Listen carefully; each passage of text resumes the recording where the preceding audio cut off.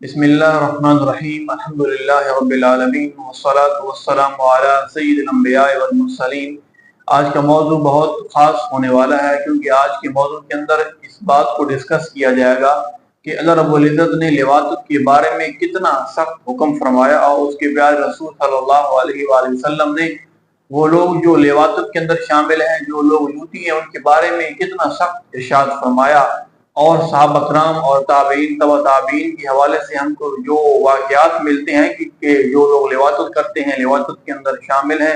لواطت کیا ہوتی ہے؟ لواطت اس چیز کو بولتے ہیں کہ جب لڑکا لڑکے کے ساتھ بدفعلی کرتا ہے، اس کے ساتھ تنہائی کے اندر گناہ کرتا ہے، اس کی عزت کو خراب کرتا ہے، تو یہ تعریف لواطت کے اندر شامل آتی ہے۔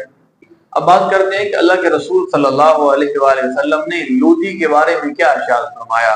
حضرت ابن عباس رضی اللہ تعالیٰ عنہ سے روایت ہے کہ نبی کریم صلی اللہ علیہ وآلہ وسلم نے ارشاد فرمایا کہ اس قوم پہ لعنت ہو، اس شخص پہ لعنت ہو جو حضرت لوط علیہ السلام کی قوم والا کام کرتا ہو، اس شخص پہ لعنت ہو، اس شخص پہ لعنت ہو۔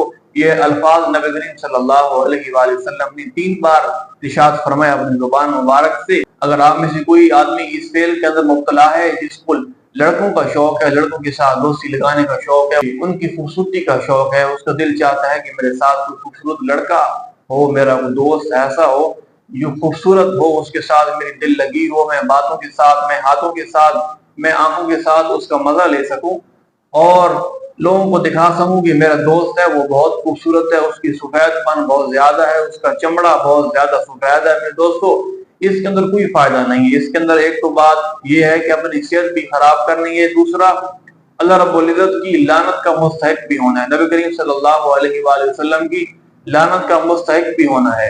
اور اس زندگی کا کیا فائدہ ہے کہ جو زندگی اللہ رب العزت کی نافرمانی کے اندر گزرے، اور ایسی نافرمانی کہ جس کے بارے میں نبی کریم صلی اللہ علیہ وسلم نے 3 بار لعنت فرمائی۔ اصل تو زندگی آپ کی تب اچھی ہوگی کہ جب آپ کی زندگی اللہ رسول کے احکامات کے مطابق ہو۔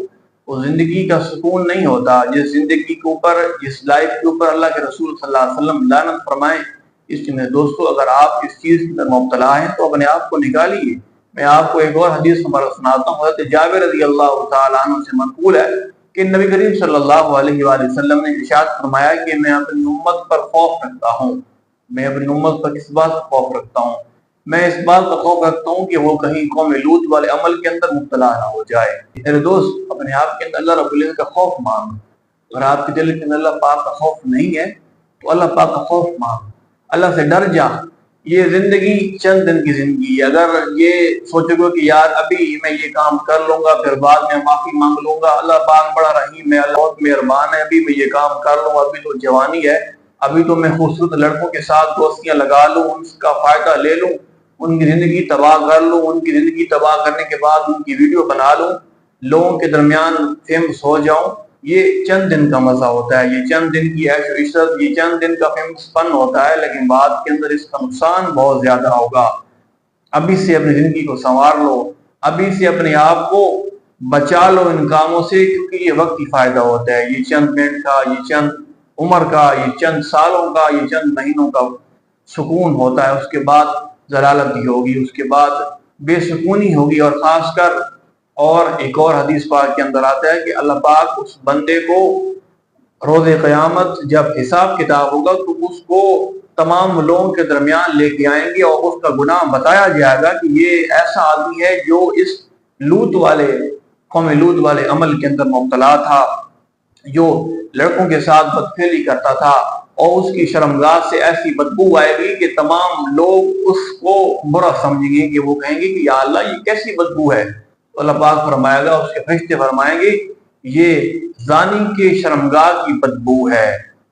اور میں بات کر رہا تھا کہ اللہ پاک لوگوں کے درمیان، لوگوں کے سامنے اس کو اس کا گناہ بتائے گا، اور وہ کیسا منظر ہوگا، یہ کتنی شرم کی بات ہوگی کہ جب اس وقت لوطی فیل کرنے والے شخص کا عمل تمام لوگوں کے سامنے بیان کیا جائے گا، اس کے رشتہ داروں کے سامنے، اس کے والدین کے سامنے، اس کے جاننے والوں کے سامنے یہ عمل بیان کیا جائے گا کہ یہ وہ شخص ہے کہ یہ لڑکوں کے ساتھ بدفعلی کرتا تھا، اپنے ہم جنسوں کے ساتھ یہ بدفعلی کرتا تھا، ان کا مزہ لیتا تھا، چند دنیا کی عیش و عشرت کے لیے، چند دنیا کے فائدے کے لیے، چند دنیا کے مزے کے لیے یہ اللہ رسول کو بھول گیا تھا۔ یہ کہتا تھا کہ ابھی میں جوان ہوں، ابھی میں یہ عمل کر لوں، ابھی تو بہت زندگی پڑی ہے، بعد میں اللہ رب العزت سے معافی مانگ لوں گا۔ اور یہ معافی مانگے بغیر اس دنیا سے چلا گیا، اس دنیا سے کچھ کر گیا، تو اس کو معافی، اس کو توبہ نصیب نہ ہوئی، اور یہ اس گھنونے فعل کے اندر مبتلا تھا۔ اس لیے میرے دوستو، اگر آپ